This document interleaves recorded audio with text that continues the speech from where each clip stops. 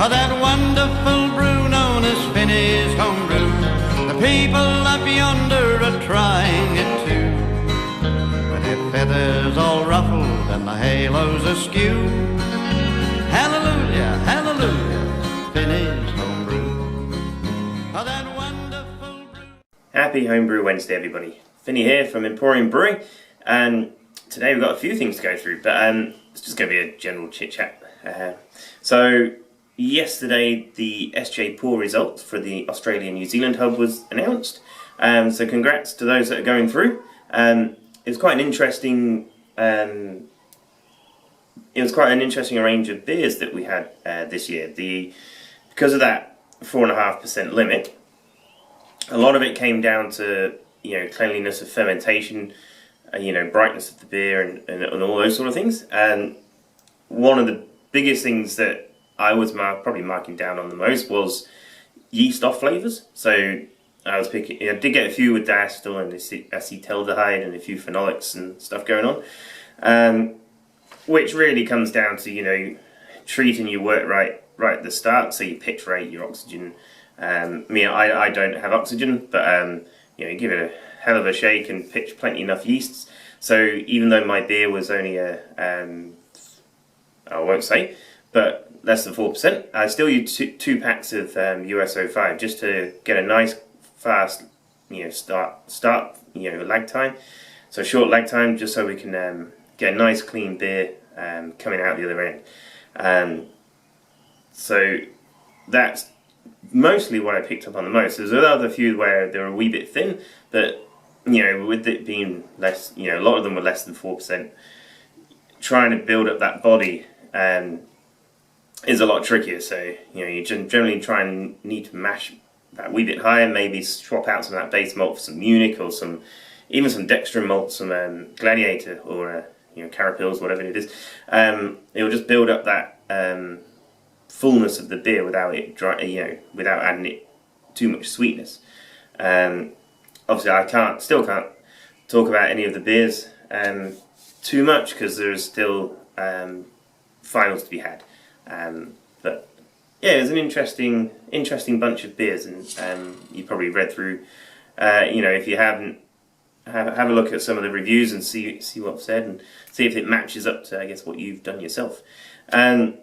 So this Saturday, there's a couple of things going on this Saturday. First, it is the National Homebrew Competition. So the Sjporr NHC is like the premier homebrew event for homebrewers in New Zealand.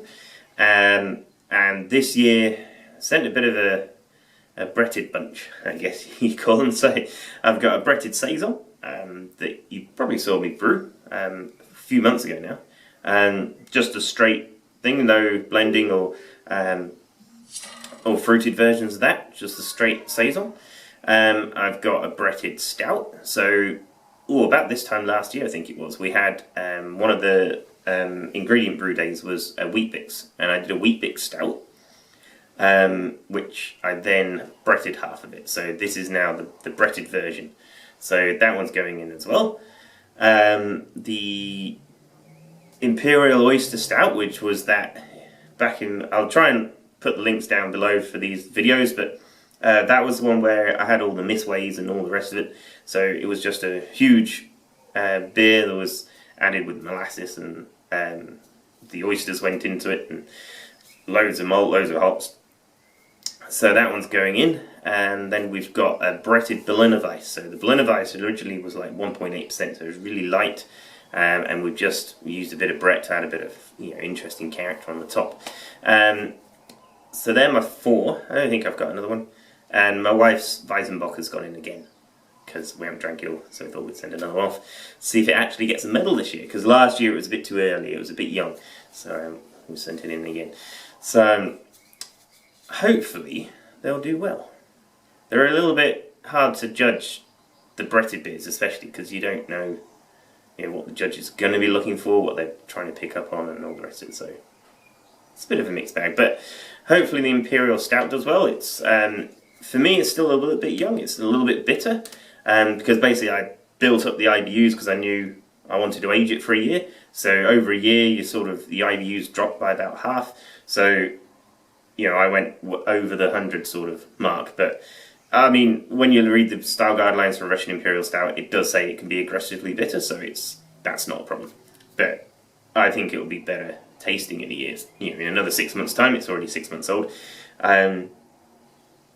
So I guess come Saturday, we'll see. We'll find out. And as ever, the National Homebrew Competition is brilliant. It's always, it's up to date. As soon as they've judged a beer and scanned it in, you get to see the results straight away. So it's amazing how much feedback you can get straight away from that. Whereas when I first started doing this, you had to wait, get these things in the post, and it would take ages.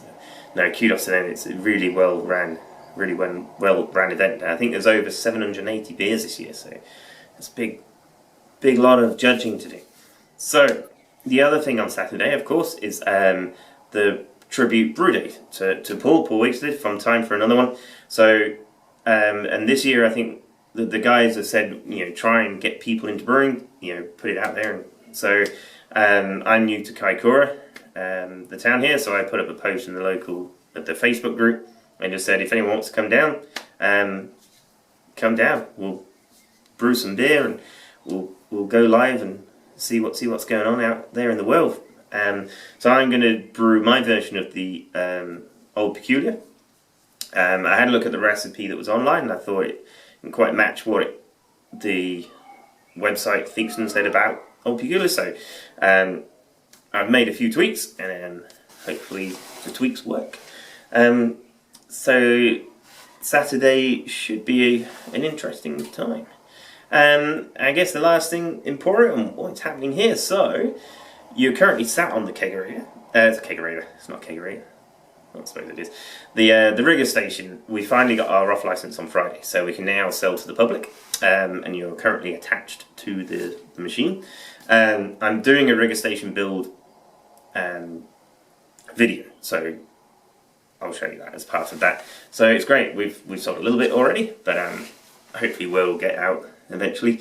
I also got a phone call, it was yesterday, saying that we've been okay to have a CCA next door. So the main warehouse that way is where the brewery will be.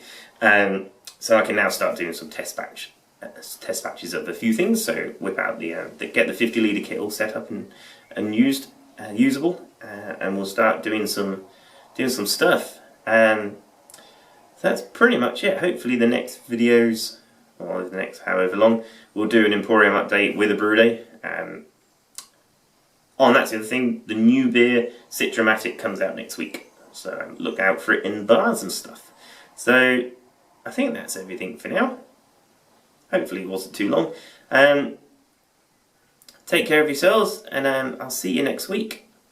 Cheers.